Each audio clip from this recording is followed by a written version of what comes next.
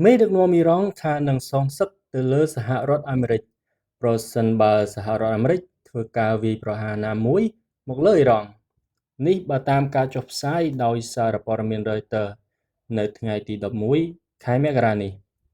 ប្រធានសភាអ៊ីរ៉ង់លោក Mohammad Bagher Ghalibaf បានថ្លែងប្រាប់សភានៅថ្ងៃអាទិត្យនេះថាករណីមានការវាយប្រហារណាមួយមកលើអ៊ីរ៉ង់នោះមូលដ្ឋានយោធាអាមេរិកនៅក្នុងតំបន់និងនៅអ៊ីស្រាអែលនឹងក្លាយទៅជាគោលដៅវាយប្រហារដោយស្របច្បាប់របស់អ៊ីរ៉ង់នេះជាការព្រមានចំទៅកាន់សហរដ្ឋអាមេរិក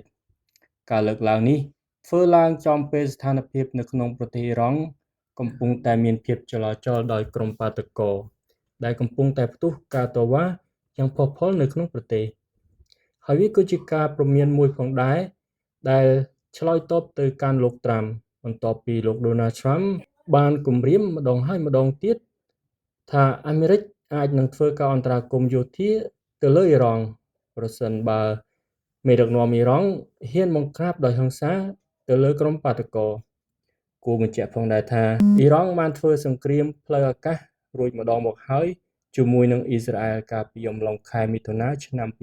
2025ហើយអាមេរិកក៏បានចូលជួយផងដែរ